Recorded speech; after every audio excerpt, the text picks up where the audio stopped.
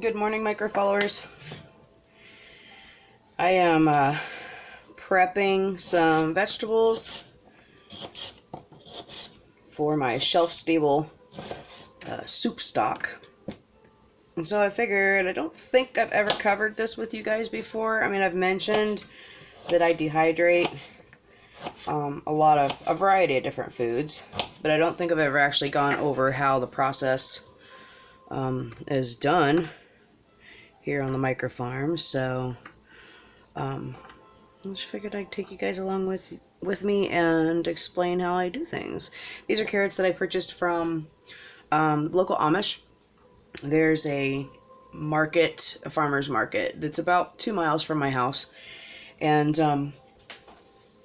they grow some of their own stuff, plus they get things from the local Amish. So seeing as how my garden obviously is not there yet, I have to purchase.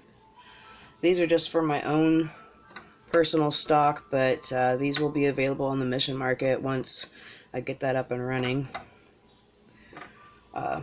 With gloves, of course. But so ultimately what this turns out to be is like this. Okay, this is actually enough to make a 5-gallon bucket of vegetable soup. It's got potatoes, green beans, corn, your usual ingredients for vegetable soup, onions. I really wish I wouldn't have cut them so big, but there's all sorts of goodies in there. Shelf stable. That one's been sitting on the shelf for approximately 5 years now. But I had some leftover chive that I wasn't going to use before it went bad, so I just put that on a tray with the liner on it. It's going to go in the dehydrator also with the carrots. I did the liner tray with the carrots also because, as you can tell, some of those are cut too little. But it's not hard. I mean, it's a little bit time consuming, the prep is, but I mean, for me, it's just one of those microfarm therapies. You just cut your carrots like you normally would, and generally I have my big knife, but it's in the dishwasher. So you just cut your carrots to however big or small you want, and then just line your dehydrator trays. Usually takes about a day. And I don't know if you could see carrots in that one or not, because they do dehydrate pretty small. Yeah, it's kind of hard to distinguish where the carrots are at in this, because they're these little teeny weeny dinky chunks right there, those are carrots. But anyways, just finished up my green beans this morning. They look awful, I know. But trust me, once you rehydrate, they're literally as good as new. It's a wonderful way to preserve your food for the winter time, out of growing seasons and that sort of thing. So without having to worry about taking up your freezer space. So what this is going to be is pretty much a basic for vegetable soup.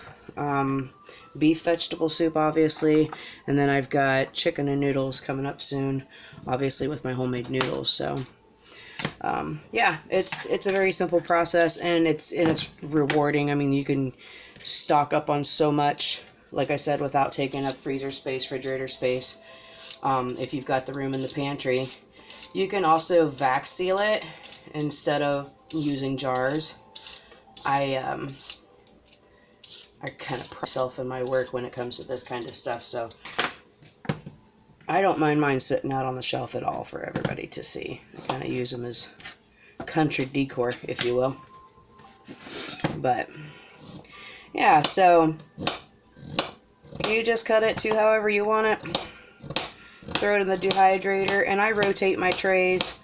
Like if I started in the morning, which it's morning now, if I started in the morning, then in the afternoon or before bed, I'll rotate trays. If I've got 5 trays, I'll move the bottom to the top, so on and so forth.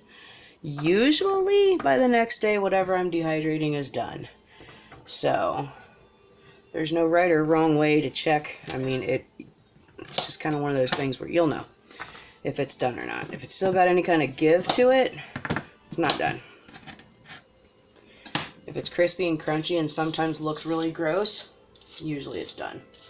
The hardest thing for me to dehydrate is potatoes, and that's because potatoes are so starchy, and you get different varieties of potatoes that have less starch, and there are some people that are just like chop them up and dehydrate them, and there's some that are like parboil.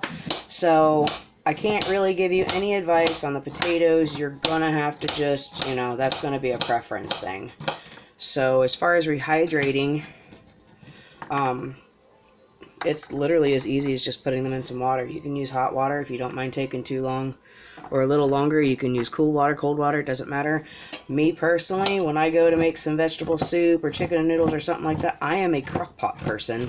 So I generally don't have to worry about whether they're completely hydrated when it comes time to serve the food, because chances are whatever you're getting ready to eat at my house has been sitting in the crock pot for about 6 hours. So yeah, nothing real special. Just wanted to jump on real quick and share with you what we got going on the microfarm today. Comment below. Tell me what you got going on in your neck of the woods. Not a whole lot of outside stuff going on here, so chime in with me. Love you guys.